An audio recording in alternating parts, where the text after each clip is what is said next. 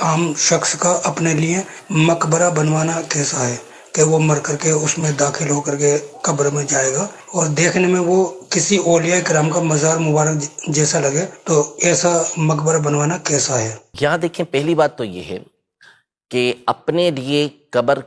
تیار کر کے رکھنا، یعنی جگہ لے لینا کہ میں اس میں مجھے دفنایا جائے، اس کے بارے میں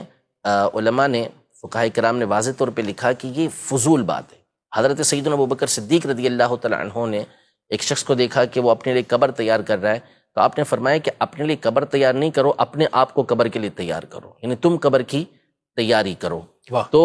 یہ اصل ہے کہ بندہ قبر کی تیاری کرے، نہ کہ اپنے آپ کے لیے تیاری، اپنے آپ کے لیے قبر تیار کرے۔ اسے کیا پتہ کہاں مرے گا، موت کی جگہ تو اسے پتہ ہی نہیں، بھی ای ارض تموت، اس نے مرنا کہاں ہے تو اللہ پاک جانتا ہے۔ تو نمبر ایک بات یہ۔ دوسری بات یہ کہ جو مزار ہے یہ چونکہ بلند و بالا ہوتے ہیں، اور اس میں قبر بھی بعض اوقات اونچی بنائی جاتی ہے اور اس کی چار دیواری بنائی جاتی ہے، یہ عوام کے لیے نہیں ہے، عامت الناس کے لیے نہیں ہے، یہ اولیاء کرام کے لیے ہوتے ہیں۔ ہماری جو قبریں ہیں عوام الناس کی، وہ ایسی ہونی چاہیے کہ جس سے لوگوں کو عبرت حاصل ہو۔ قبر کا جو مقصود ہے، اس کو جو دیکھنے کا مقصود ہے، وہ صحیح مسلم کی حدیث مبارکہ ہے کہ فَإِنَّهَا تُذَكِّرُ الْآخِرَةَ، یہ قبریں آخرت کی یاد دلاتی ہیں۔ اور ٹوٹی پھوٹی جو قبریں ہوتی ہیں، اس کے بارے میں حضرت ارمیہ علیہ السلام کی روایت یہ شرح الصدور کے اندر موجود ہے کہ اللہ پاک ایسوں کے اوپر رحم فرماتا ہے۔ تو اولیاء کرام کی جو قبریں ہوتی ہیں، ان کا جو مزار مقبرہ بڑا بنایا جاتا ہے، اس کی وجہ ان کی عظمتیں ہوتی ہیں، تاکہ لوگوں کے دلوں کے اندر ان کی ہیبت، ان کی عظمت یہ برقرار رہے۔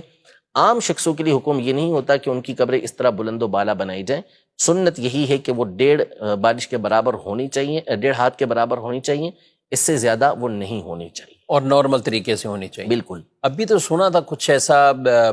باقاعدہ اب لوگ جو ہیں وہ قبروں کے حوالے سے اس پہ کون سی تختیاں، کون سا ماربل لگانا ہے، پتہ نہیں کیا ڈیزائن، وہی اسی کے بعض علاقے پنجاب کی طرف کے مجھے کسی نے بتایا کہ وہاں تو باقاعدہ بازار ہیں کہ جس میں آپ کو قبروں کے ڈیزائن ملتے ہیں، کہ یہ ڈیزائن، یعنی جس طرح کپڑوں کے ڈیزائن ہیں، جس طرح جوتوں کے ڈیزائن ہیں، جس طرح مکانات کے نقشے جات ہوتے ہیں، نعوذ باللہ ثم نعوذ باللہ، اب قبر کے اس طرح کے ڈیزائن تیار ہو رہے ہیں کہ آپ کس جو ہے وہ ڈیزائن کی قبر تیار کریں گے، نعوذ باللہ۔ یعنی آپ نے موت کو بھی کھیل بنا لیا، آپ نے قبر کو بھی کھیل بنا لیا۔ وہ قبر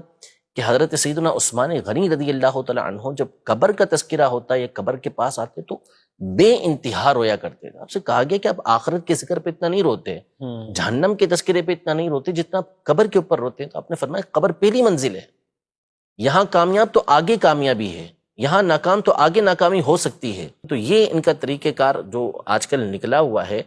اس سے بالکل جو ہے وہ گریز کرنا لازم ہے، اور اس طرح کی قبر بنانے کی شرعاً اجازت بھی نہیں ہے۔ اور یہ جو کام کر رہے ہیں ان کو بھی اپنی موت یاد کرنی چاہیے، اپنی آخرت یاد کرنی چاہیے کہ کس طرح کے کام کے اندر یہ پڑے ہوئے ہیں، اپنی موت کو بھی یاد کریں، جا کے قبر میں انہوں نے بھی جواب دینا ہے۔ تو اس طرح کی ڈیزائن والی اور اس طرح کی جو ہے وہ تراش میں زیادہ تراش والی یہ قبریں جو ہیں،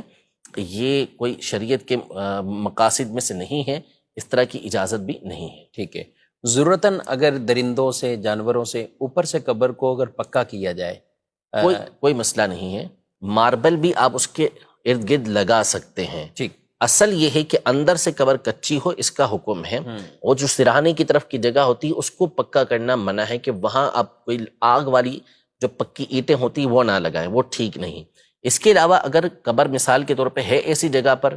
کہ اس کو پکی اینٹوں کے بغیر اس کو رکھ ہی نہیں سکتے، تو اگر اس کو پکی اینٹوں سے بنا دیا ہے تو حکم یہ ہے کہ اس کے اوپر گیلی مٹی لیپ دیں۔ ٹھیک ہے، ٹھیک ہے، اور اوپر سے اگر کوئی چار دیواری اس طرح کی بناتا ہے یا اوپر بھی بنا لیتا ہے تو اس میں حرج نہیں ہے، پکا کر کے اس نے بنا لیا۔ اصل جو پکا کرنا منع ہے وہ اندر سے منع ہے، لیکن بلا ضرورت ایسا نہ کیا جائے، کیونکہ قبریں جو کچی ہوتی ہیں وہ زیادہ عبرت کا نمونہ بنتی ہیں، اور قبروں کا اصل مقصود ہی یہ کہ ان کو دیکھ کر بندہ آخرت کو یاد کرے۔ ہم نے قبر پہ جو گفتگو کی کہ اپنے لیے بھی اگر کوئی خرید کر یا کوئی ایسی جگہ اپنی ملکیت کی بھی تیار کروائے تو اس کی بھی اجازت نہیں ہے کہ اس طرح اجازت نہیں کہتے کہ مسئلہ یہ نہیں، اجازت نہیں ایک الگ چیز ہے، یہ فضول قرار دیا۔ ہاں، اس میں دو باتیں، ایک بات یہ پیش نظر ہونی چاہیے کہ بعض اوقات جو جگہ ہوتی ہے وقف کی جگہ ہوتی ہے، وہ کسی کی جگہ نہیں جی، میں یہ وہ سبھی مسلمانوں کے لیے ہوتی ہے، اس میں جو چاہے دفن ہو جس مسلمان کو چاہے دفن کیا جا سکتا ہے۔ تو اس میں جو اس طرح کی حرکتیں کرتے ہیں کہ جنہیں یہ ہماری ہی ہے، اس میں کوئی اور دفن نہیں ہو سکتا، تو یہ ظلم ہے، یہ غلط ہے۔ ہاں جگہ ایسی ہے کہ جو عام مسلمانوں پر وقف نہیں ہے، کسی کی مخصوص جگہ ہے، وہ جس کو چاہتا ہے وہاں جگہ دے دیتا ہے۔ اب اس سے کسی نے جگہ لے لی یا خرید لی، وہ الگ بات ہے کہ اس طرح کرنا جائز ہے، لیکن فضول کام ہے، کیونکہ اسے معلوم ہی نہیں کہ اس نے کہاں مرنا ہے۔ ٹھیک ہے، یہ یہاں پہ کراچی میں لے کے بیٹھا ہوا ہے اور پتہ چلا اس کا انتقال لاہور کے اندر ہوا، اور اللہ نے توفیق و سعادت کسی کو بخشی، کسی کی تمنا یہ ہو کہ مدینہ منورہ میں اس کا انتقال ہو، تو کیا وہ کراچی اس کو لے کر آئے گا یہاں پر؟ اللہ پاک نے اس کو توفیق دی کہ جنت البقیع میں دفن ہو، اور اس کی ناش جو ہے، اس کی لاش جو ہے وہ کیا یہاں کراچی لائی جائے گی؟ تو یہ تو غفلت ہوگی۔